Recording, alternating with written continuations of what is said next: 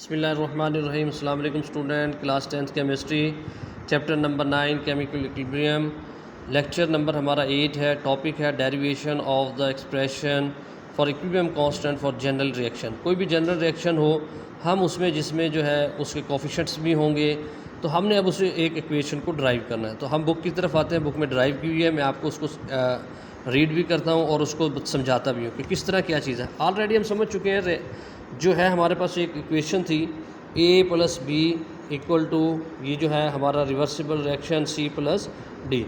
अब जो a जो यहाँ पर लिखे हुए हैं, अब ये डेरिवेशन, ये यहाँ से हमारा लॉन्ग क्वेश्चन नंबर 3 स्टार्ट हो गया। Derivation of expression for equilibrium constant for general reaction, यहाँ से हमारा एक्सपेरिमेंट, ये हमारा जो है डेरिवेशन स्टार्ट हो गई है।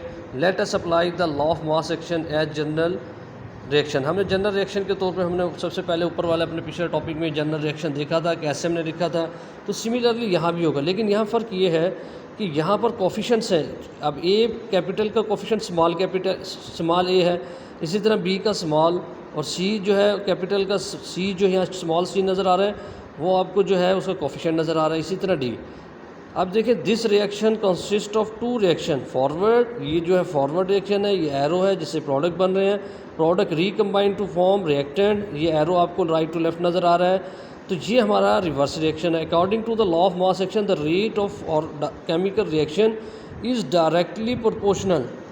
हम ऑलरेडी पढ़ चुके हैं, वो डायरेक्टली प्रोपोर्शनल होता है किसके? Product of the molar concentration of reactants and it to power raise to power जो है, यानी हमारे कोफिशिएंट जो होंगे वो जो है स्क्वायर ब्रैकेट के ऊपर आएंगे। Raise to power equal to their number of moles in the balance chemical equation of the reaction. अब let us first discuss the forward reaction. A and B are the reactants where A and B are their number of moles. ये number of moles हैं, ये coefficient में show होते हैं।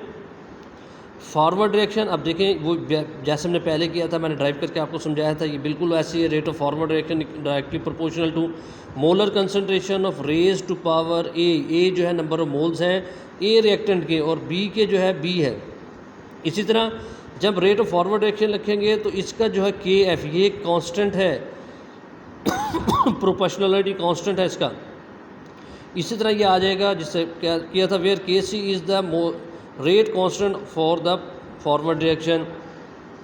Similarly the rate of reverse reaction, जिसे हम कहेंगे R F, R rate of reverse reaction जो है वो आर होगा, is directly proportional to the product C. ये देखें सी है, इसकी मोलर कंसंट्रेशन सी इसके ऊपर लिखी हुई है, डी है तो इसकी मोलर कंसंट्रेशन इसके ऊपर लिखी है।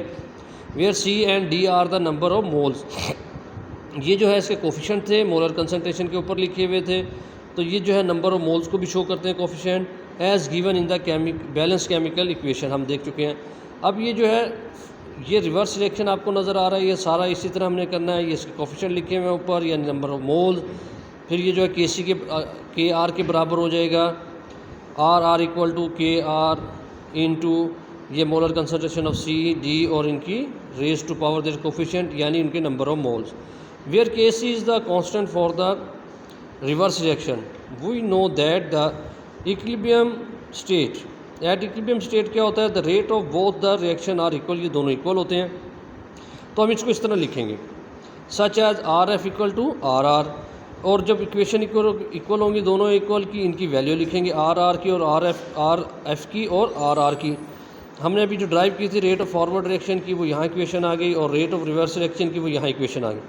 By use taking the constant one on each side and variables on the other side of the equation, the above equation become. ये अबव इक्वेशन ऐसे आ गई जैसे हमने लास्ट टाइम ड्राइव किया था, K F over K R equal to molar concentration, product of molar concentration of product divided by product of molar concentration of ये reactant. ये बिल्कुल ऐसे आ गए, और इनके नंबर ऑफ मोल्स थे, या जो कोफिशिएंट हमने ए बी लिखे थे स्मॉल के लेटर्स में, वो इनके ऊपर आ जाएंगे। अच्छा, हमने ये भी डिस्कस कर लिया था, के एफ डिवाइडेड बाई के आर इक्वल टू ये के सी के होता है इक्विलिब्रियम कांस्टेंट के बराबर। ये इक्विलिब्रियम कांस्टेंट के बराबर यहाँ हमने इसको लिख दिया, तो इक्वेशन हमारी इस तरह हो जाएगी।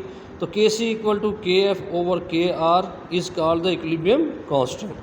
This expression is chemical equilibrium constant, ये एक्सप्रेशन जो है ये केमिकल इक्विलिब्रियम कांस्टेंट के लिए है। फॉर इक्विलिब्रियम कांस्टेंट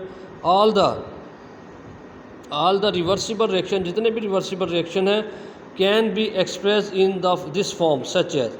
हमने यहाँ तक देखा है, ये हमारा जो है आपका क्वेश्चन नंबर लॉन्ग 3 जो है जारी है, ये इसकी जनरल इसकी एक्सप्रेशन आ गई। उसके बाद इसकी 2 एग्जांपल हैं, वो हम अपने नेक्स्ट लेक्चर में देखेंगे। अस्सलाम वालेकुम।